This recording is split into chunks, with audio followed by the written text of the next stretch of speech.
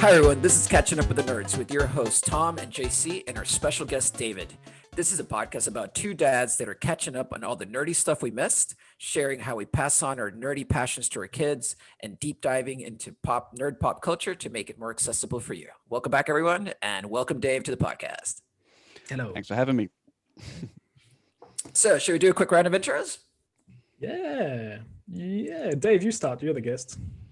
Oh, thanks, guys. So I am David Sago. I'm a podcaster. I mostly podcast about the NBA, but I'm also a nerd, mostly into computer games, but I also watch cartoons, Marvel cartoons, DC cartoons, any good cartoons.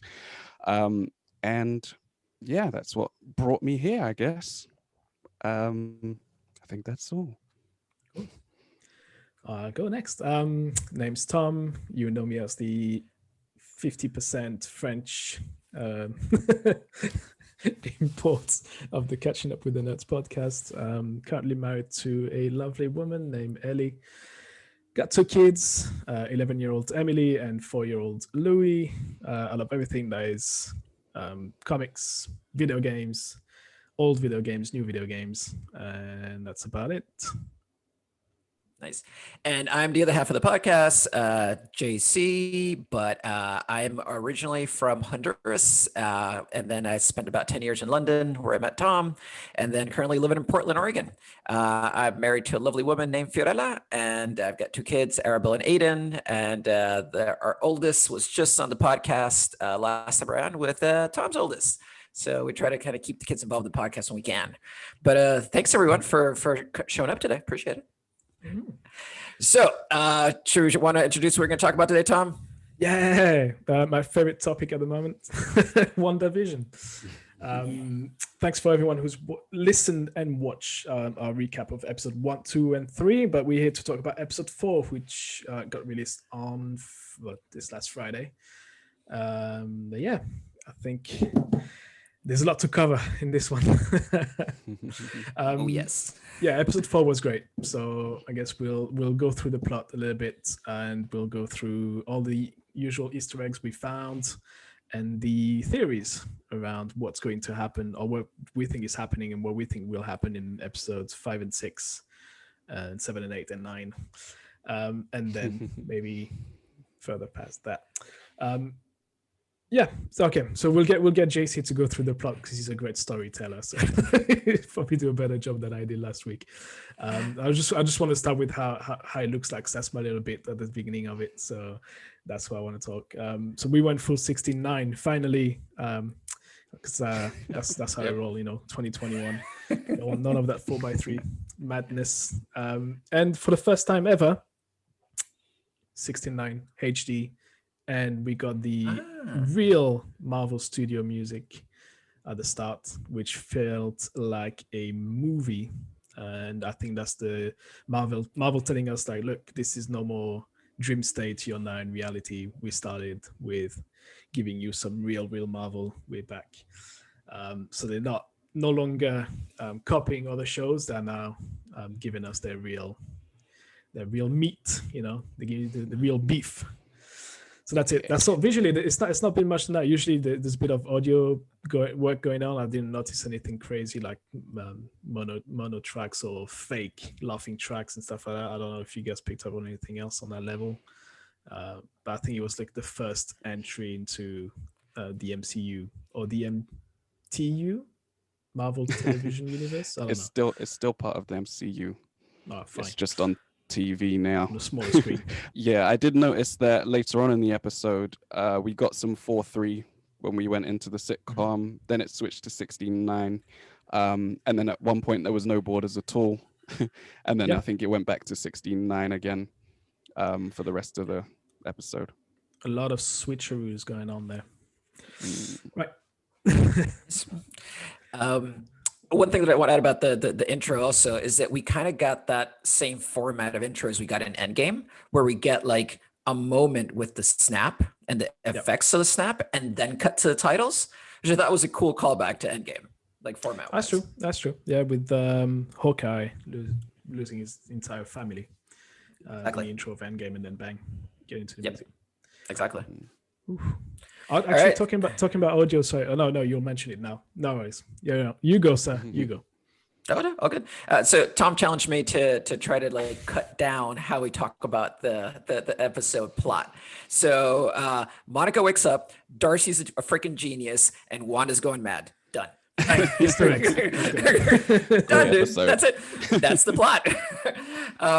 So if we kind of go into the plot, I'll try to kind of keep it snappy. But we start off with obviously the effects of the snap and seeing Monica come back and actually seeing her hand kind of put together in front of her as she wakes up in the same hospital bed, which is an awesome coincidence that chair is in exactly the same place, by the way. She got lucky.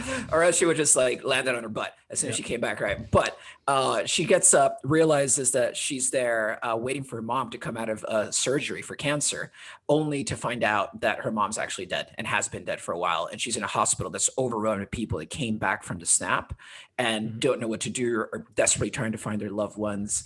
And honestly, that whole scene I absolutely loved. I thought it was super, super cool.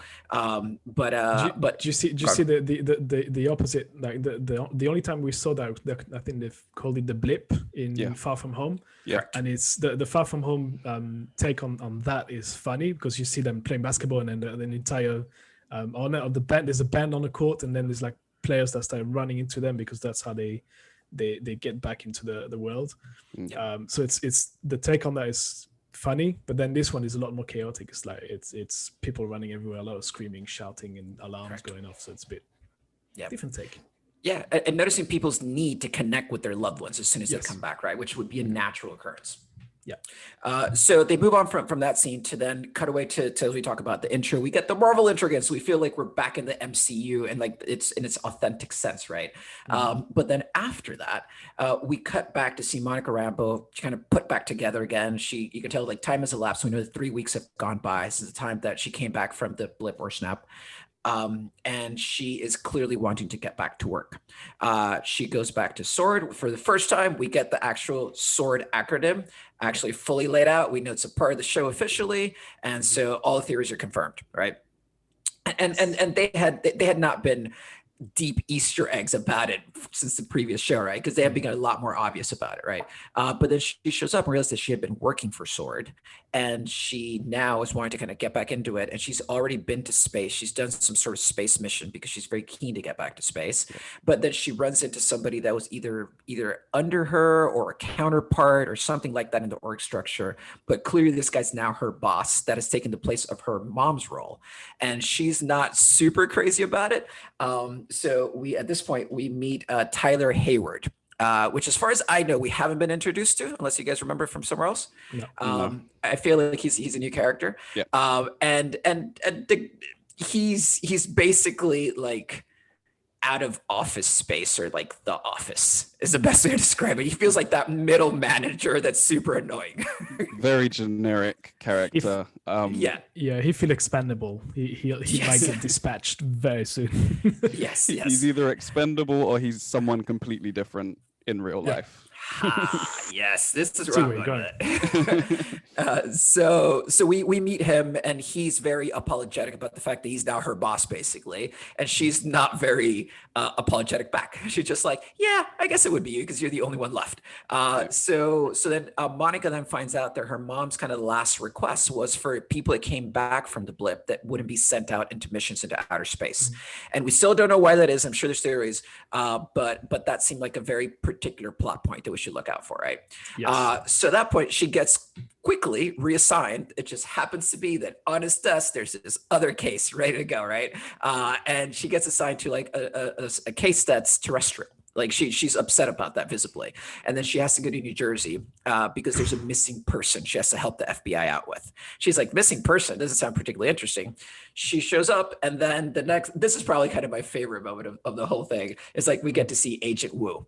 Everybody doesn't remember, he was the one that was basically babysitting Ant-Man in Ant-Man 2 when Ant-Man was under house arrest. And just the exchange between the two of them, the dialogue is so good in that movie. And you get to really connect with that character. So seeing him show up again is like really vindicating. He gets to show up, and he seems to have like a better position. The blip clearly was great for career opportunities. So because all these people have ascended, right?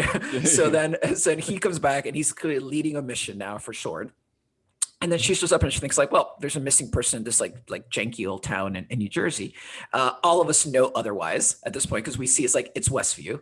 And then he introduces her to the whole concept of there is this force field around the town and people don't know what to do with it. And then we get our first kind of moment where we get to see that a helicopter was sent in as a drone, which then becomes the helicopter that Wanda finds, right? So, and we can come back to that when we talk about the Kinesis Rex and stuff. But point being is that Monica and kind of we get to see her character is quite bullish from the get-go. She just rocks up there. She's like, I'm going to put my hand on it because why not? What's the worst that could happen? And then she puts her hands on it and she immediately gets sucked in because why wouldn't that happen, right? So then Agent Wu knew a little better. Then at that point, we then cut away to like the full on like operation they've set up around. There's a full perimeter and it's very similar to what you see in Thor. Actually, the way the operation set up is like all the vibes are there. And then we get to see Darcy, right? Like Darcy shows up again from Thor. She was an assistant. Why is she here? Apparently she's part of SWORD, or like she got recruited by SWORD with a bunch of other she's like, a really doctor smart now. people. She's a doctor now. She's a doctor. We find that out from her like interviewing everybody in the band that she's in, and then like totally disregarding one of the guys and like the best put down on the MCU, I think. And then they show up at the place. And then Darcy immediately kind of like gets clocked into like what's happening, or clued into what's happening, and through just the most powerful brain since Einstein, she figures everything out under 5 minutes, and she's able to figure out that there's these waves emanating from the site, but those waves match waves that were created during the Big Bang, which also is responsible for spreading the Infinity Stones across the universe. So there's immediate connection there. She figures out that we hook it up to an old TV, we can interpret those waves, and then all of a sudden we get the sitcom. And then this part of the episode is basically them just like reliving what's happened already in the sitcom that we've all seen. We see how those things happen in the outside world, how Agent Wu tries to connect with Wanda, how they fly in the drone, how they send in the beekeeper guy through the tunnels, like all these attempts they do to kind of connect with Wanda. And now we know where they're coming from, right? And it helps to also like clarify some theories around who's trying to contact Wanda. Yeah. So after we go through all that process, we end up going back to the sitcom. And within the sitcom, we see Wanda still in the 70s. So we didn't move on to the 80s, but we still Wanda there. We get to relive her scene with Monica Rambeau and see what actually happened, which is interesting because in the sitcom that we saw is the same thing that SWORD's seeing. They don't get to see that. Right. Mm-hmm. And they can see how basically Wanda pushes Monica out through the wall, through multiple walls, all across the field, all the way out of the force field. And that's where she lands. And she says, it's all Wanda. It's all Wanda. So that kind of like gives us a little more information about who's manipulating everything. And for all intents and purposes, that's roughly the show.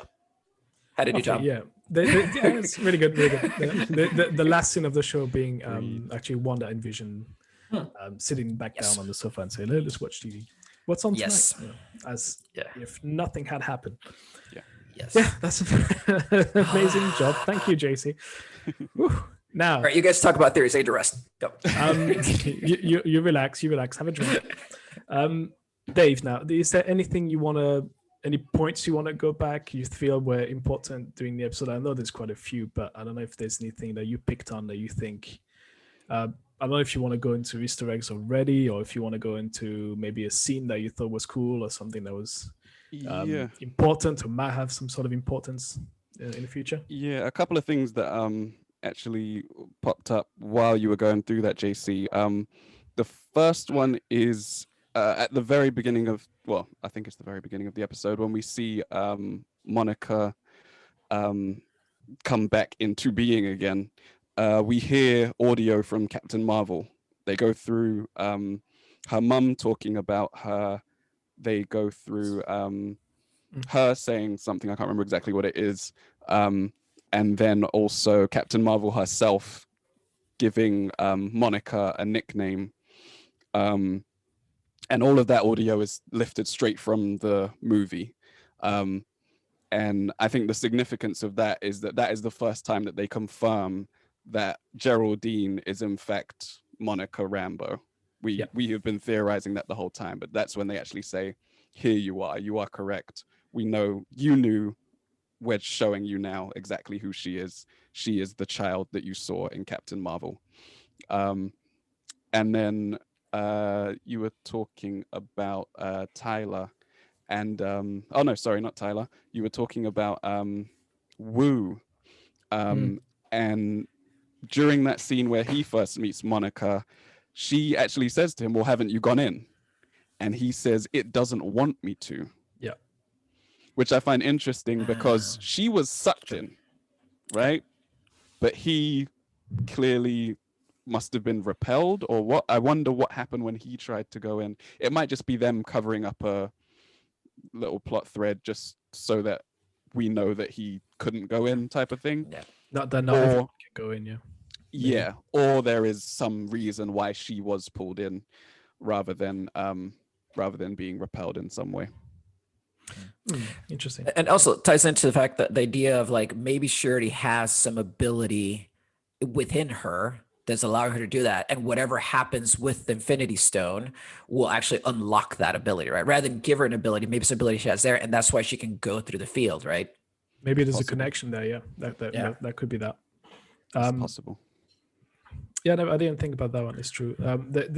For me, I think there's really three things that I really liked. I think were quite big moments in that episode. I think the first one is that something we already discussed just now is the discussion between Agent Wu and Monica, where the entire discussion is just fun. But I really like that bit when he's explaining how within the witness program nobody remembers. Like it's not like, oh, they don't know where they are.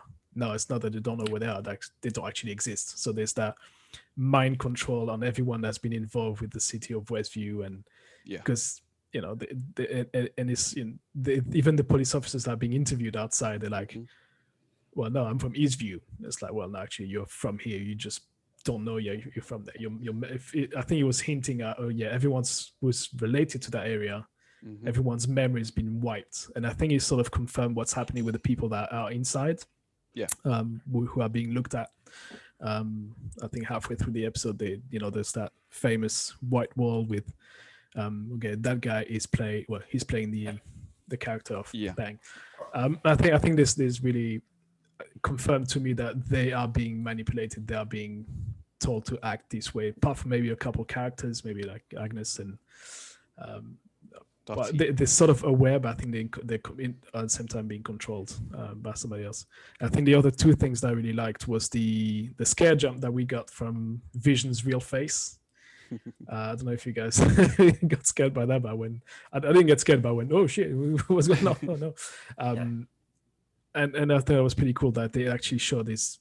But again, that's lifted a bit of plot points for me. That was like, okay, cool. He's actually dead. Like she's just playing with the corpse at this point. Like she's animating a corpse, which is really weird. It's a weird thought, but I thought that was really cool that they showed that, which is linking to her sort of losing the plot, maybe, or that there's a crack that some cracks are appearing, and that she's not actually fully in control anymore, and that's why she lost it with Monica, and she kicks her out, and the way even when she looks at her hands when she's kicked her out, and she's like, I don't know if she's realizing she's got powers for the first time. She's like, okay, now I've got powers. What is this? Or I don't know. There's a bit of a weird reaction from Wanda. It could be remorse. I do have a small theory about that. I'm yet to confirm it, but is it just me, or did her energy look distinctly red when she was manipulating? Like a brighter red than usual. Normally it's like a dull sort of almost purplish, like usually very dark red. Red. Whereas it was a very bright red, the actual lights in her hands, and it struck me as being brighter than normal. I got one for that. So this is the thing. You gotta, in most Marvel movies, the way they color grade is very, very consistent. Like most Marvel movies all have like the similar type of color grading to achieve like a certain effect across most movies, except for like Guardians of the Galaxy, for example, is like color graded very differently. And then because it's set in the 70s, the color grading was set to the 70s.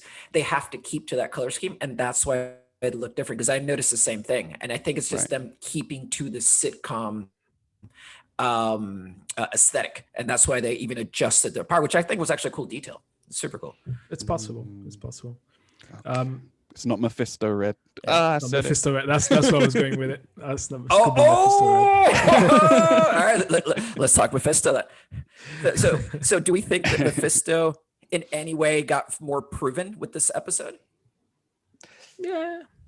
It's difficult. I mean, because they have Monica say it's Wanda, it's all Wanda, but I mean, we don't have to believe that just because she said it. I believe that she believes it, Yes. but I'm still not convinced that she's the only character at play here. I do still think it's possible that someone else is in control here, or there's another villain involved in the whole plot. I want it to be Mephisto because it's a badass baddie. So I really want to see him as the guy who's behind everything. And that's why, again, we don't see Agnes's husband, but I don't know if that's the bad guy. My suspicions now are turning to Dottie, who is the one who's manipulating everything. That's clearly the one. Like, I can't remember who said that. Was it you, Dave, last week, who said that she's the one that, or somebody else mentioned it, that she was, everything in the town revolves around her. Like the kids going to a good school, after school activities. Yes. Or everything that is social, that's run by her. Yeah. So she could be the baddie. She's the puppet master pulling all the strings. It could be that. Could be also why when she cut her hand, you could see the color red. Maybe it's not blood. Maybe it's her real insides. I'm thinking I'm out of the box here. So yeah, but then in terms of manipulation, though, what you said about it might be other people, and it might not be Wanda. The more I'm thinking about the last scene, that's why I keep going back to it. The last scene where she says to Vision, what's on TV? Let's and grabs one of the twin, and they sit the four of them sit down on the sofa. And I had to rewatch that scene about 3 or 4 times because something caught my eyes was Vision not looking at the screen but looking at us directly. And Vision's been the guy that's been always trying to understand what's going on. And I'm looking at it more into in the sort of opinion that maybe Vision, and I think that's what JC was talking about, the Vision comics about this. Maybe you want to talk about it later in the theory part, but that he's the one who's in control, or is one of the characters that is in control. And the story is told from his point of view. And I was like, he's looking at us as in like, shit, she's finding out, she's finding things out now. Or she's slipping away from the reality that she's created under my supervision, if you will. So it was that look, like he didn't look at, like she looked at the TV directly, which was, so the camera is there and it's sitting there. So Wanda's eyes are going down towards where the TV set is. Vision is looking directly in the camera, and I've again watched it like 3 or 4 times already. Yeah, he's looking at us, and he's got his look in his eyes when you just think he knows something. There's something that's happening. But then again, we're not going to spoil it. But if you watch the trailer for episode 5 and 6, you see him doing stuff. But I'm not going to go there. Yep. So what you said, JC, about before we started recording this, you're talking about that Vision comic. I got a chance to finish up the Visions novel. It's a Tom King novel that came out, a graphic novel, came out I think in 2016-17, won a bunch of awards and stuff. It is actually great, and if you guys haven't read anything by Tom King, by all means pick up everything he's writing. He's great. But in this particular the Visions novel, the premise is Vision wants to be human. And he just wants to have a normal life. So he creates a wife and kids for himself. And he moves into the suburbs and he puts the kids in school and he goes to work. He takes like a government job, just basically, I think he's just like protecting the president and trying to be like ambassador to like the Avengers in Washington. So it's like, he's like pushing paper and stuff like that, right? At times. And he comes back home every day to eat. His wife like prepares food for him. It's like everything straight out of a sitcom.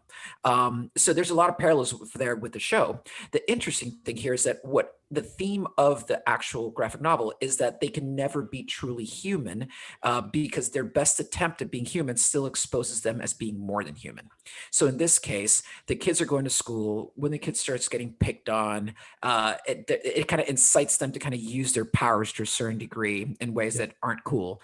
And the mom's like covering up for the kids, but then eventually, because they use their powers, one of the bad guys realizes it. Grim Reaper, he realizes that they're there, and he goes and tries to kill one of the kids, and actually like slashes the daughter like almost in half. The mom like loses her mind and kills Grim Reaper and then buries his body in the backyard. And Vision doesn't know anything about this. He's just concerned about fixing the daughter. The daughter comes back and she's okay, but the wife doesn't tell him until it becomes inevitable. Like Vision creates a dog for them, like an android dog, and then the dog digs up the dead body. Of course. And then that's how they find out there's a dead body in the backyard.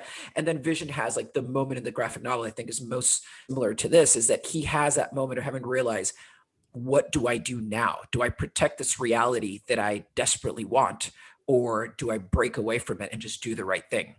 And based on that decision, it just becomes a tragedy right after. It's like one thing leads to another that eventually gets Vision to basically lose his mind and attack all the Avengers just to defend his family. And so I think that there's I don't think they're going to lift anything as direct from it as like Vision created this family, but I think that the notion of protecting your family and then your superpowers, in this case Wanda, to your point earlier David, is like she realizes she has a power that I think is a very big tipping point in the series, because once she knows that she can manipulate to that level, I think that it will only spiral more out of control the more control she knows she has, right? So that's kind of what came out of the graphic novel. Oh, okay. Yeah, no, it's a good take. I'm actually going to grab that one. That's really good. Amazon. Yeah, it's a really interesting parallel. All right, cool. I think it's time to move on to the Easter eggs. I think that's what people are here for. That's what they're paying us to talk about. Eventually. Right, I think Dave, you got a few interesting ones there. Do you want to kick us up with Maria? With Maria. So we see during the episode, we see Maria and Tyler walk past a nameplate from her mum, who is Maria Rambeau. Sorry, we see Monica and Tyler walk past the nameplate of her mum, Maria Rambeau's nameplate on the wall, and it has the nickname Photon on it, which is actually one of Monica Rambeau's names in the comics. So the fact that we have a Captain Marvel, which was Monica Rambeau's first name, and we have a Photon in her mother, I think that when Monica Rambeau eventually gets her powers, she is going to be called Spectrum, since we have someone allocated to each of her other monikers on the show already. Pun intended.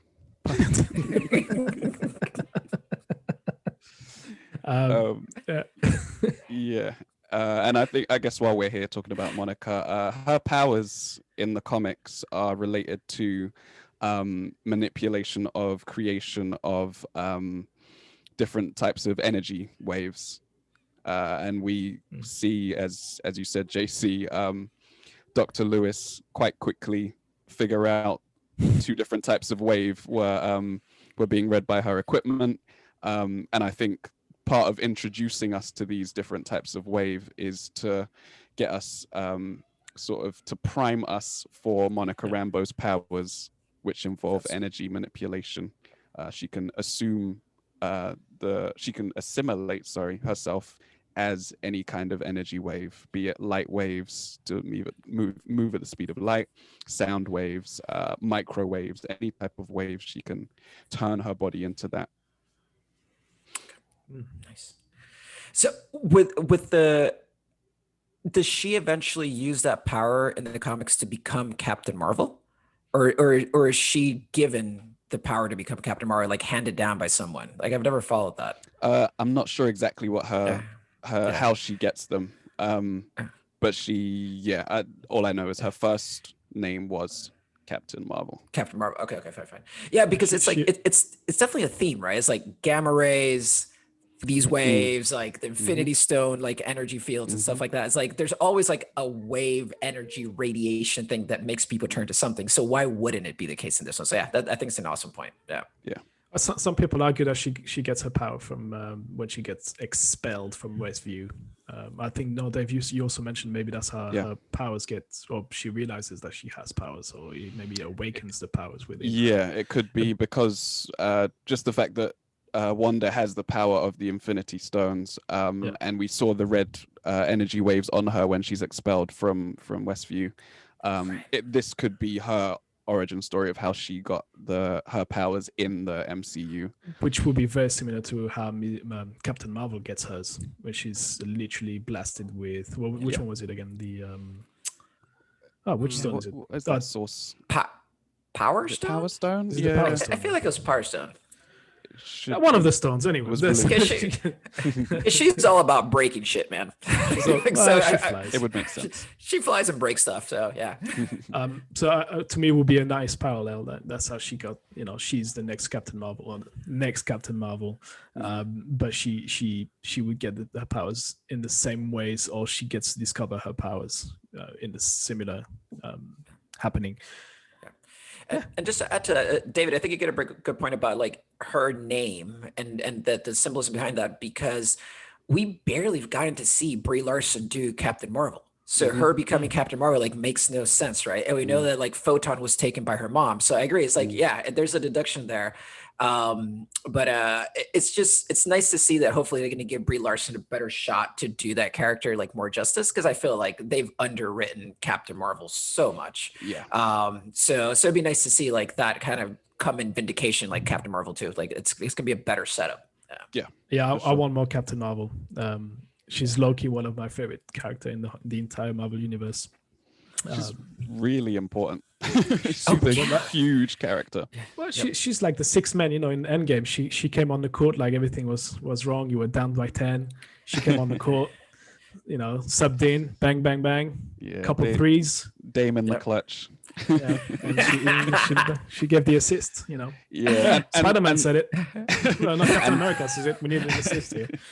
And that's why they introduced her, isn't it? It's because she had to come in and destroy the ship that Thanos was fighting with. So that's why it was sort of rushed in, and then now I think they're going to develop her a bit better, and introduce her in different roles throughout space. They know as a company, they know that they could have and should have done better with Captain Marvel in terms of the whole story and how she's present within the entire universe. I think they might try and reintroduce that. Maybe not reintroduce Captain Marvel, but what I mean is that maybe polish around everything that was a bit she's going to be a big part of this phase, because this phase is all about space, and she is the biggest hero in space. I mean, I do pray for a return of Silver Surfer, but she's a huge character involved in anything to do with space. Right, Captain Marvel. Shall we stay around? I think let's do a bit of geography. I think we talk a bit of New Jersey as part of the Easter eggs, and I think one of your who was saying that before we started recording is like, why did they pick New Jersey? Oh, it was New Jersey. My comment was, it feels like Wayne's World when they're going around states and they wind up in Delaware and they're like, we're in Delaware. There's nothing to it. That's kind of how I felt about this. Where it's like, why are they in Jersey of all places? But you guys had great answers. Yeah. So it turns out that in the comics, Wanda and Vision actually get married in New Jersey, or they get married and move to New Jersey. But their marriage is directly tied into the state of New Jersey. The actual town where they get married is a different place. But yeah, that is where that link comes from. That is why they're in or outside New Jersey. I think the other one, Westview is in New Jersey. But I think you mentioned also that Miss Marvel is from New Jersey. So we want some Miss Marvel also, and I think that's gonna come out also very soon. We already know that Monica Rambeau is going to be in or part of Miss Marvel in some way. So that's how it all geographically makes a lot of sense to have that set in New Jersey. Who knew New Jersey could have such a massive part in the MCU? You know, you had so many planets, you know, and universes, and then no, gotta end up in New Jersey. You know. The only thing that ever was cool in New Jersey was like The Sopranos, I think, dude. That's about it. I agree. This is it. Sorry, anybody listener. We just lost our like one listener in Jersey right now. We love you. Come back. No, but tying back to David about your theory about like how like being expelled from, actually no, sorry, it was you, Tom, that said like being expelled from the force field gave her powers. Yeah. That could be the reason why we get Miss Marvel, right? Because of that force field, other people will be impacted as well, and maybe some other people show up powers that didn't have powers before. And maybe Miss Marvel is in Westview right now. We've not seen her. She's getting influenced by that, and she's getting mutated.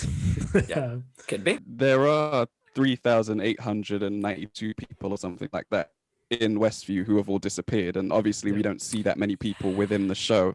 So there could be any number of people affected by this that we just don't know about or see at any point. We really know about 10-ish of them, right? Yeah, we see them all on the board, 10, don't we? 15. Let's say everyone that was in the square for the children. These are the main characters, again in air quotes, of the show, and then it leaves a lot of breathing room for maybe a Miss Marvel to be in there. For sure. 3,892 mutants. That would be awesome. No.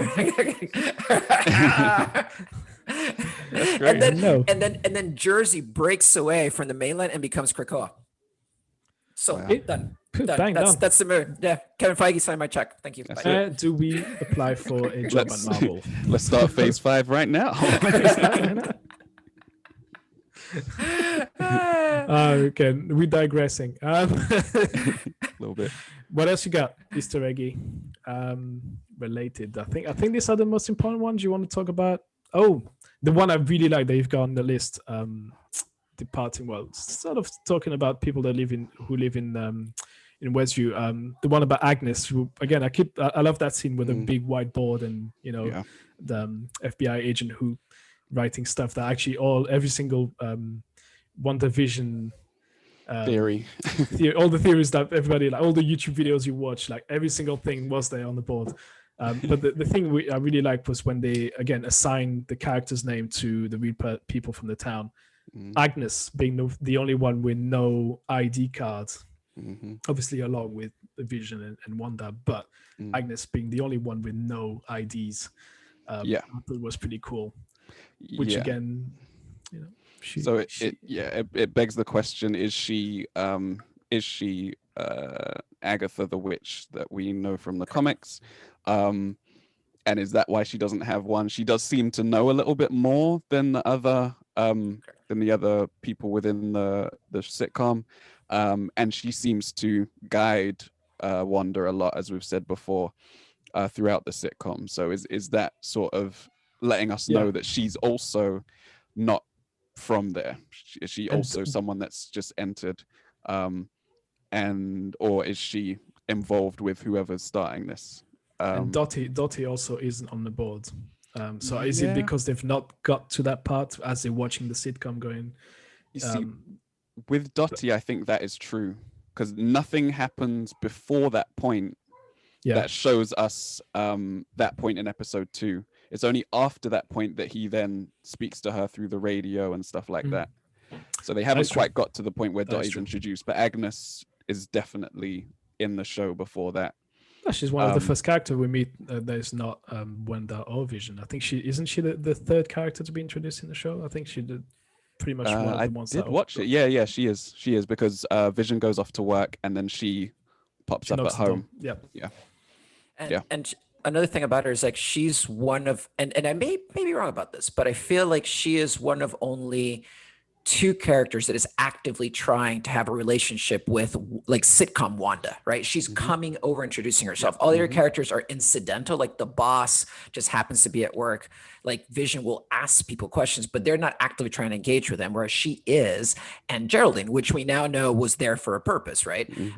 So yeah, I think all the clues lead to like her. She's trying to manipulate this. The question is she doing it on behalf of someone? Is she doing to like counteract the effect of someone else is having on Wanda, or is she just like just there because she's just trying to have her own agenda, right? Is she really, does she have that much sway stake or power? Yeah, exactly. Can she actually impact her that much? That's I think one of the big questions, but it definitely has to be her somewhat moving the strings in the background. Yeah, we get a little nod to that in the promotion for the next episode, but I think another interesting thing about the character Agatha Harkness, she's actually a benevolent witch. So in the comics, she gives I'm sure you mentioned it in the first recap. She gives she teaches Wanda how to use her powers. So she's actually like a nice character. She's not a villain in the comics. And then also that she ties into another Easter egg on the show, or potential Easter egg. Agent Franklin is the one that goes down into the sewers and becomes the beekeeper on the other side. Yeah. It's a hazmat suit he goes in with, and for some reason the sitcom turns him into a beekeeper. I don't know why that would suit the 70s at all, but I find that interesting. His name is Agent Franklin. The only other Franklin in the Marvel Universe is Franklin Richards, who is the child of Reed and I can't remember her first name. Invisible Woman. Fantastic Four. Yeah. It's not Look, Sue. something else. It's I'll look it not up. Johnny. It's Isn't it Sue? not. Isn't it Sue Storm? Susan Storm. Yeah, Sue Yeah. Storm. Yeah. There you go. Franklin is their child, but while I think they go off and deal with Ultron at some point in the comics, and that child, Franklin Richards, stays with Agatha Harkness. She babysits him. Yay. That's awesome. Right? And I mean, it seems like the most random of connections, but he's also a mutant. And we've seen lots of nods, and we know lots of nods to mutants surrounding Wanda herself. And we know now that, I think we spoke about it last week, that Disney do have the rights to the Fantastic Four, and they can do something with that. So it would be it wouldn't surprise me if we later on saw Franklin pop up in some way, form, or fashion. I just looked up Franklin's powers, and it's just mental again. Oh yeah, he's an Omega level pocket universe creation. The dude can create universes. Yeah, he's Omega level, so he's up there with like Iceman and Wanda herself, and like I think they're stronger than Phoenix. I think at Omega level. It somehow, I don't know if it's something that will be intended in the show, but I don't know if entering the force field around Westview gives you powers or reveals your powers to you. Because if it's just a nod to Franklin Richards and that's it, they just gave him the name because that's what they do sometimes on the show and in the movies. Or if it's just him literally as an adult coming back in Westview or whatever the story might be, then suddenly it's like, bang, that's another superhero we've got on our hands. It's just got created in front of us. And again, in terms of aesthetics, like why is he wearing a beekeeper's outfit? I don't really know. I don't really get it. Because especially when he comes into the 50s or 60s, everything's still black and white. It's really odd. Odd. I don't get that. Well, to me, the weirdest part about that was, yes, the beekeeper outfit was a bit weird. I thought, all right, maybe that's just how the sitcom translate that suit. Just the fact that they put bees around him. That's the part that I found really weird. But that's what I thought. I think Emily had that thing. She was like, oh my god, he's got flies around him. Like, she didn't pick up on the bees. She was like, no, it's flies. But then, who's the lord of the flies? It's the devil. Who's the devil? Mephisto. And I was like, oh, that's Mephisto. And that's why I was like, that's why I went down this rabbit hole. Like after the episode 1 or 2, I went, That is a Yeah. reach. That As I've reached I hard. I will give dude A for imagination, man. It's Yeah, like wow. But yeah, could be. Yeah. All these are signs. Mephisto. God, There you go. Yeah, it's all wish there. list that. Do we feel that Disney audience is ready for like the actual devil to show up in the MCU? Yeah, go on, just bring it. Yeah, I mean, if that's the thing, if Mephisto is the villain, he'll clearly be the villain for like the whole of Phase 4 and potentially beyond, because he's involved in so many other characters' storylines in the comics that they could pull from so many different characters, so many different storylines Yeah. that involve Mephisto, like Ghost Rider. Yep. They could do Yeah, that Ghost Rider, properly yeah, for yeah. once. He's involved in so much stuff, and I love him as a villain just because of the deals that he makes with people. Like he'll go down there and he will he'll make you trade in like 3 limbs for your mother and stuff like that. Like he is the most devious deal maker the world has ever seen, and it's amazing. It's brilliant. I love every second of it. Yeah, and it would be awesome to see if it is Mephisto. It would be awesome to see him interact with a character like Loki, who is himself like a trickster, and it would be just absolutely mental. So that's why I'm really hoping they would be Mephisto, because there's a lot of things you can go with other characters in terms of interaction. So I really hope that's what we're getting. Yeah, I think that's enough in terms of Easter eggs. we got the best ones out there. Right. So I got one in terms of theme, because we talk about Mephisto. I think there's a natural kind of segue to, like, we talked about one of the themes is like witchcraft, right? It's like a lot of the MCU has kind of been built on like technology gone wrong, or like in the case of Thanos, it's just like outer space or extraterrestrial sci-fi, right? It's like he's like the world's most pissed off vegan, right? It's but it has rarely felt fantasy world, like as in magic and stuff. Well, we know magic's there, like with Doctor Strange. That's the only time we've kind of gone into that world, and we got that really cool battle with the big bad at the end of that one, right? But if you kind of bring it back to this episode, it feels like this next phase will have more magic involved, and by virtue of that, maybe we get mutants and so forth, and we don't know, right? But for me, one of the big questions around the witchcraft element of this is that Agnes is there, she's influencing Wanda. Wanda clearly has control in this world, but the pregnancy, was that actually Wanda? Like that came up with the idea of becoming pregnant, or did someone insert that idea? And what does the actual pregnancy mean, right? It's like, what will the twins mean for this world? Are they real? Are they not? Right. And how does that, to me, that's one of the things that I'm super curious to see where it goes. I don't know what you guys think.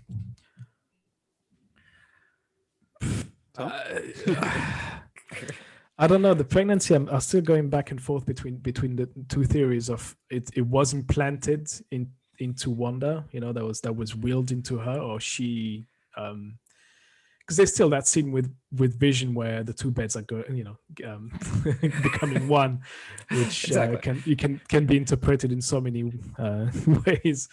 But Vision can't. Like Vision in the comics, he can't have kids, and it's been addressed in the comics, right? Yeah, which is again which is why I'm leaning towards maybe more the kids were willed by Wanda herself, and put in motion by Agnes or Dottie, as Dottie is the one who's controlling everything. We all agree. But my only question with the pregnancy is that what is the goal? What's the bigger picture behind those kids? I don't have an answer. I don't really know where to go with this one. I keep going back and forth between no, she just has kids because it's nice, but no, really, it is something nasty that's gonna play out. Well, that question is interesting because we know what's going on in the sitcom. We know what's going on the show. We know real things can go in there. Yep. And we know real things can come out of there. But I asked the question way back, like, is Wanda awake or is her body somewhere else? And this is going on in her mind.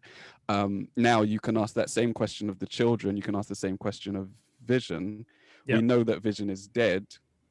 But like, if he was to walk out would he just fall to the ground? Would he still, like, has he been brought back to life, or is he dead and can only operate inside the sitcom? What happens when the bubble bursts, basically?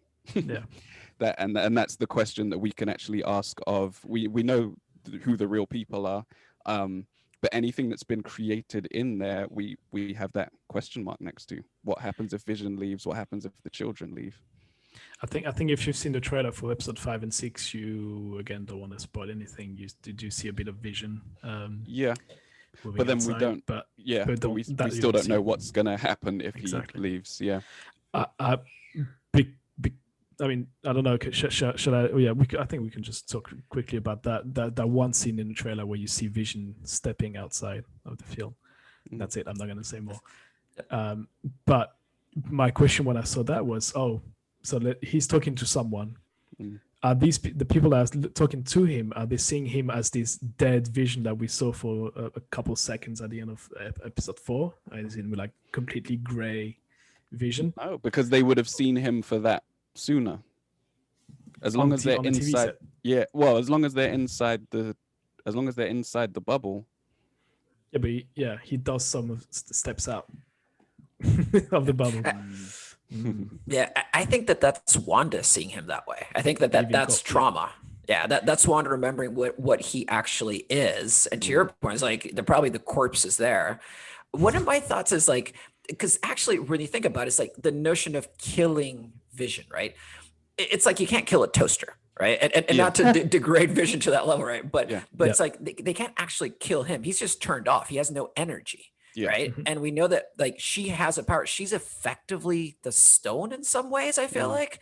And then she could be powering him. And that's why the field is there, because then that keeps him alive within that reality. And I feel like that's ultimately why, like when we see things that are coming up. And I think this wasn't even in the promo. I think it was in the original trailer where we see them actually together battle to like protect their home or something. I think they're trying to protect his existence so they can continue to be together, and it's all going to come crumbling down. And that's when Wanda's going to have to take a big decision, right? It's like, do I protect this artificial reality that I've created? Do I can be my husband versus doing the right thing? Because there's some other implication to that force field still being there that we probably don't know about. There's a scene in the original, like the long trailer they released, which was do you remember like the season trailer, where you see both of them. I think it will be in episode 5 or 6 where they are dressed in the 80s, and they're dressed as I think she's dressed as Mephisto and he's dressed as this 80s Vision. And there's one scene where they mirror each other's action. So Wanda is like flying through the air. You know, when she flies through the air, she's got the two hands down with balls of energies coming out, and she's got one leg up. And Vision is matching literally the same. Like he's flying. He doesn't fly through the air. Usually he's flying upright with his hand, he's upright with his hands down. And he's matching that same flying position. So I think that she's like moving him, you know. And then it's the force field is the battery charger. And the Vision is the battery that's getting power. Right. But then, if she has the power of the stones, she could potentially just recreate him in a sense, and create him in a way that he could operate outside of the bubble. That's very possible. It's very much within the realms of her powers. If we're to believe she's as powerful as she's in the comics. But something that I saw, I didn't read about it. I saw in the videos is that Vision has a power that he didn't have before, and that is the ability to move at super speed. Yes, he didn't have that power in the comics. I've read that thing, and it is people linking it to her twin brother Pietro, to Quicksilver, right? Yes, and if she has given him that power now, that would lead me to believe that she has remade him, and he would be able to operate outside of this bubble. Sure. That she's remade him, she's given him his old powers, and also given him this ability to move at speed. I don't think it has to do with anything how to say, how can I explain that? Anything to do with actual powers. I think because she's reimagining things, she's trying to create that happy place.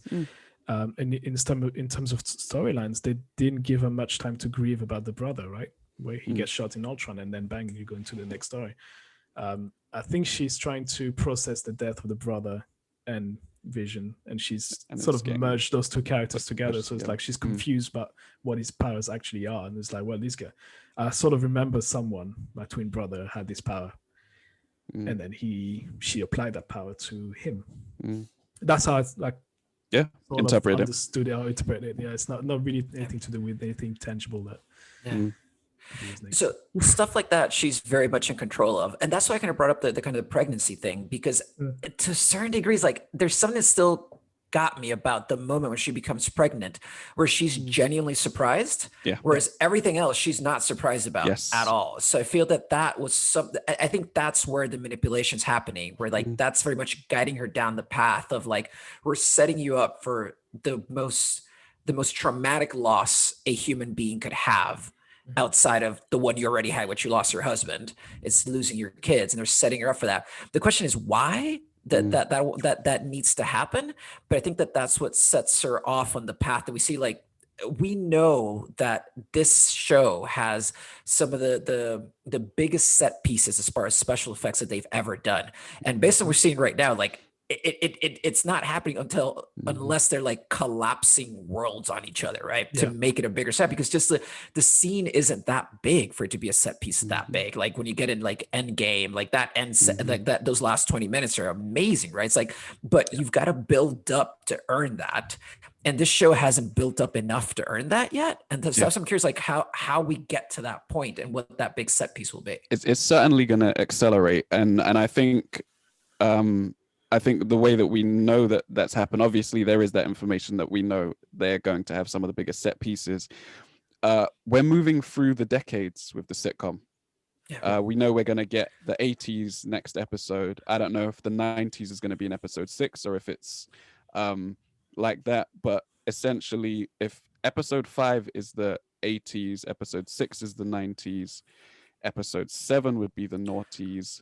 8 would be the 10s, and then the episode 9 would bring us to the modern day, which is when essentially anything could happen, because at that point we'll be caught up to Endgame, right?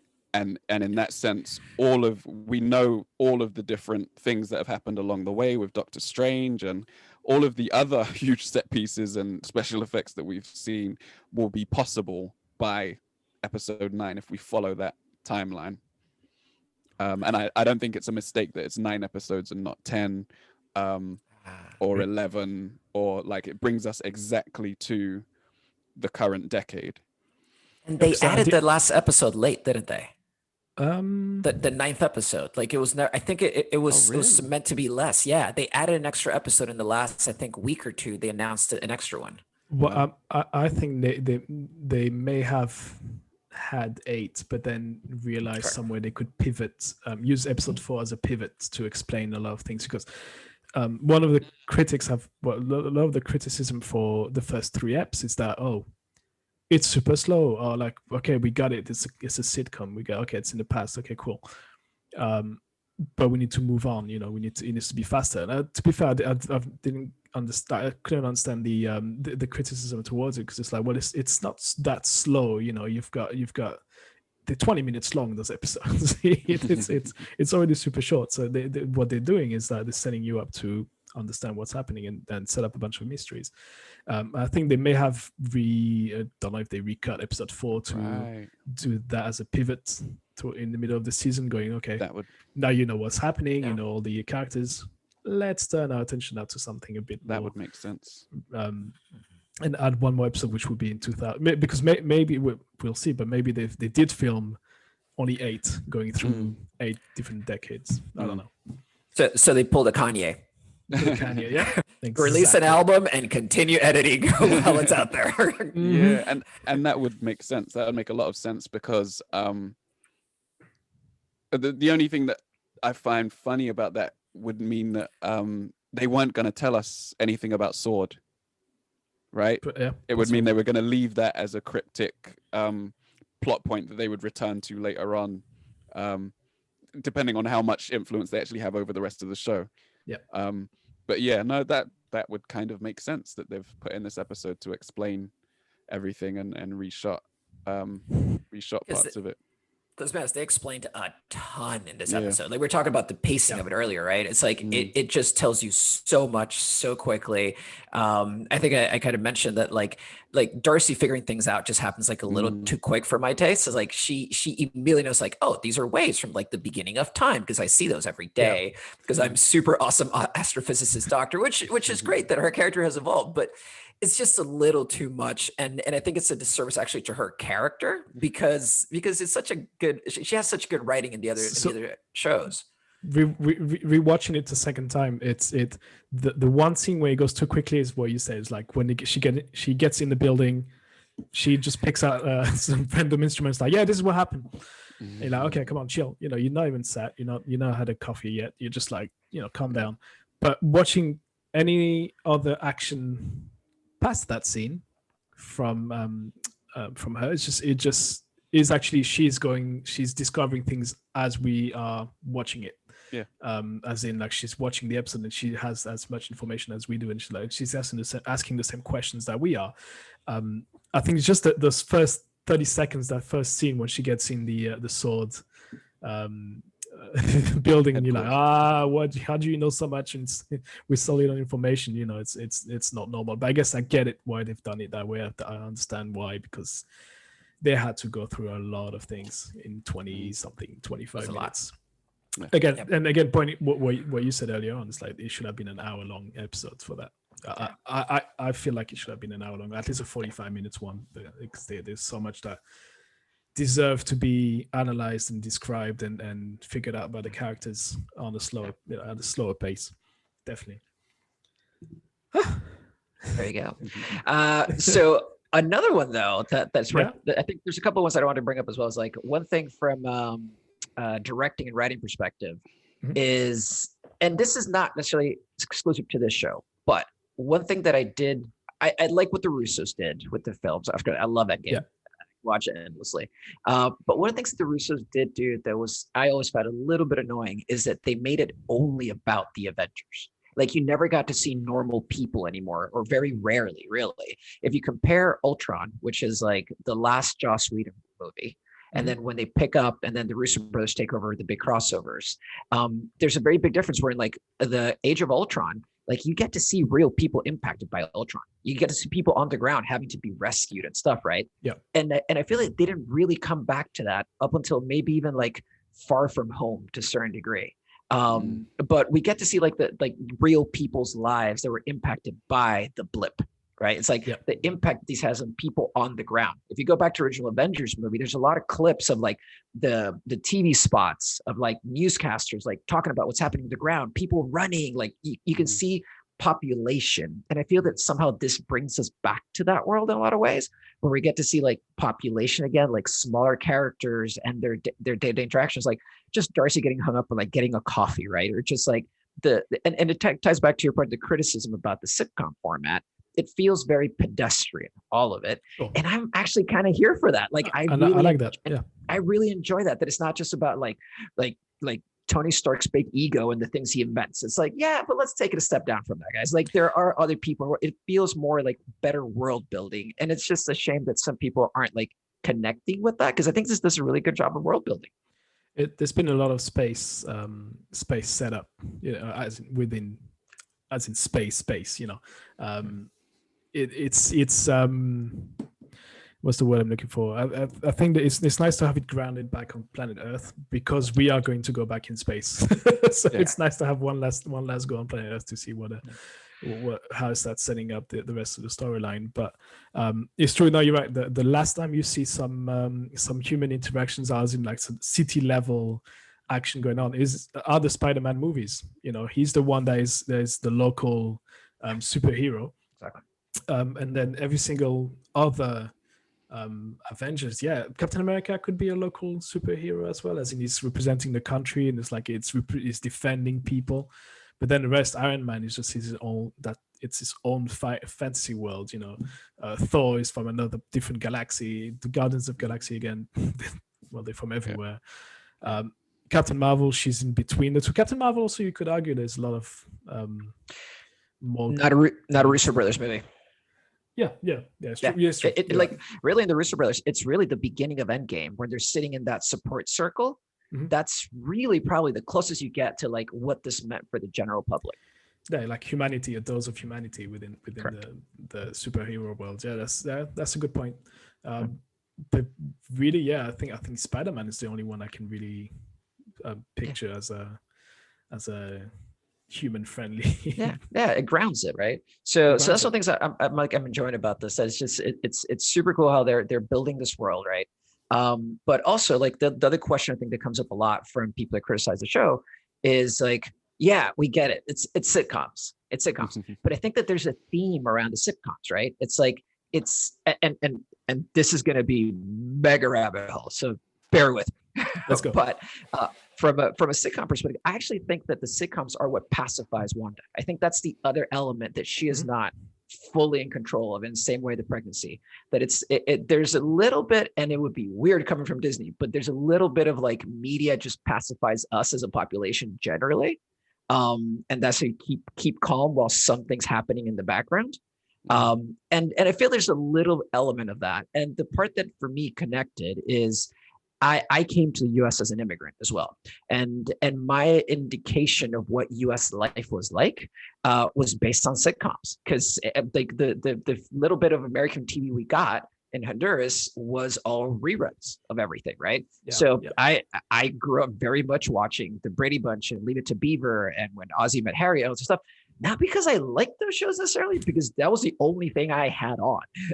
So when you show up, you have this idealized notion of the US that comes apart pretty quickly, but you find yourself decoding the culture through the sitcom world.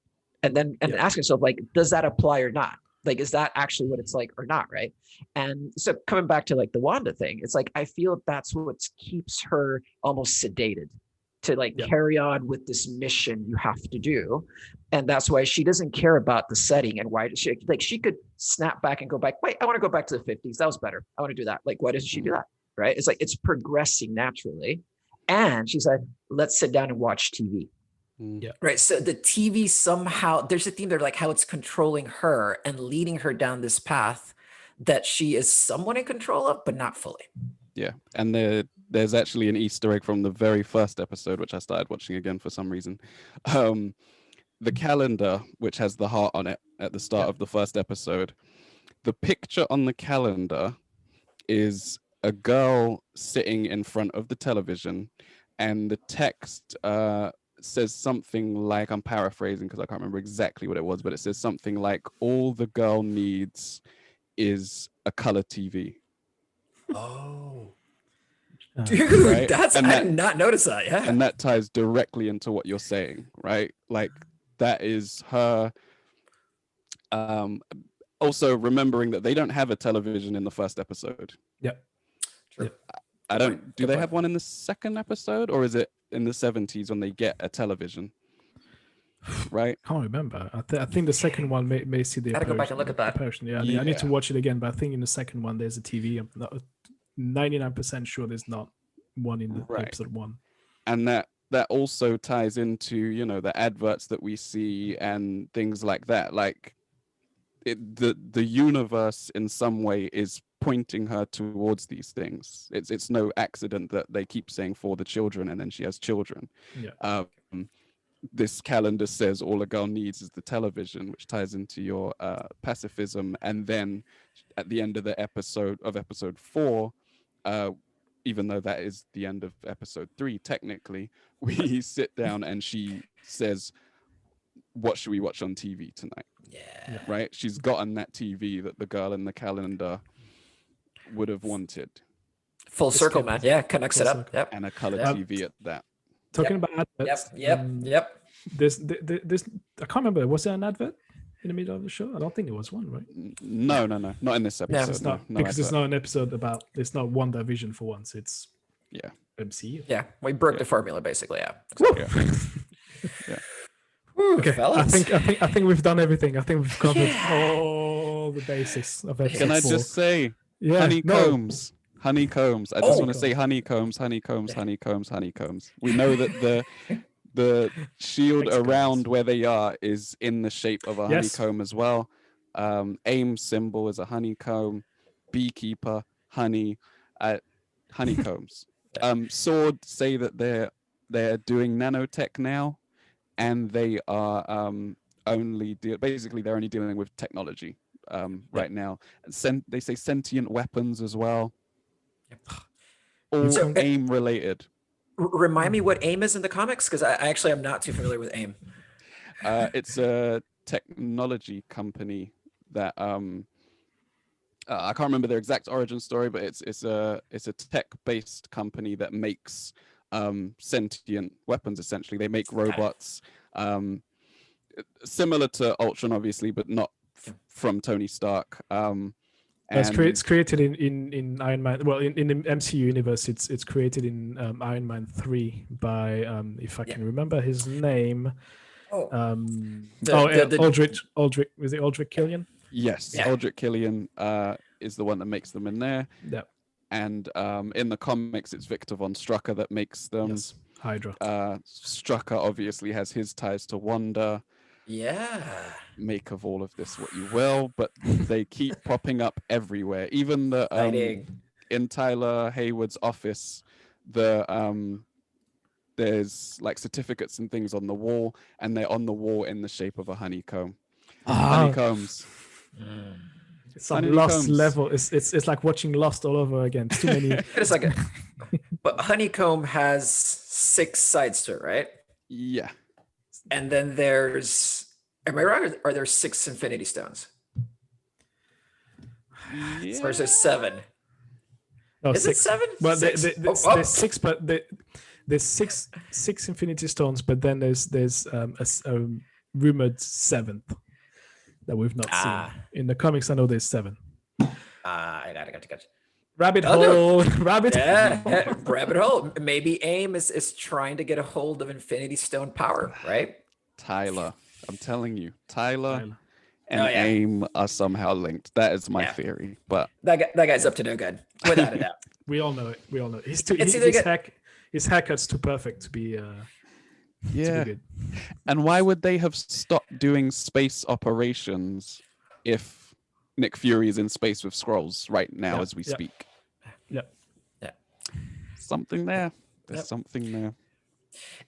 If somehow that Tyler guy ends up either going to AIM, but if he doesn't, my only other most satisfying solution there is that he takes a bat to a fax machine, and that would make me so happy. It would make me so happy if they did that. Stop watching Office Space. Stop watching Office Space. All right, fellas. All right, let's wrap this one up because I think we've went on for so long. It's information overload. I need breakfast. All right. I need dinner. All right. Well, thanks everyone who's involved in episode 4. So thanks David for dropping in one more time. Honeycombs. We shall be doing the same again for episode 5 and 6, who are dropping on Friday. We noticed that yesterday. And we'll be watching those. We'll be rewatching those again and trying to get all caught up in Easter eggs and theories and plots and plot holes and other stuff. So you've got something, JC. Just wanted to acknowledge that, like, our first crossover, man. It's the Catching Up for the Nerds meets Grit and Grind crossover, man. It's like we got a full page, like splash page, the whole thing, man. It's a crossover. It's finally happened. Marvel Cinematic Universe crossover. That's what we. The universe will never be the same, fellas. So Dave, if you want to plug your, I was going to say your, but it's yours. It's ours. As I said, I do an NBA podcast. It's called the Grit and Grind Podcast. We cover the NBA on a weekly basis. So jump over there. We're on socials and everything else. All right. Well, okay. Thanks, Dave, once again. Thank you, JC, for joining us. We'll do this all over again for episode 5 and 6 at some point next week. And that was it. Catching up with the nerds. Thanks for everyone who's been subscribing to all of our social medias as well. We are on 395 subscribers on Instagram. We'll get to 400, I think, in the next couple of days, hopefully. Sure. And when we get to 500, we'll pop a bottle of champagne, which we'll be drinking live as we record. So that might do for a very messy podcast. Anyway, we'll see you all in the next episode. Thank you guys for listening. Goodbye. Bye. Bye.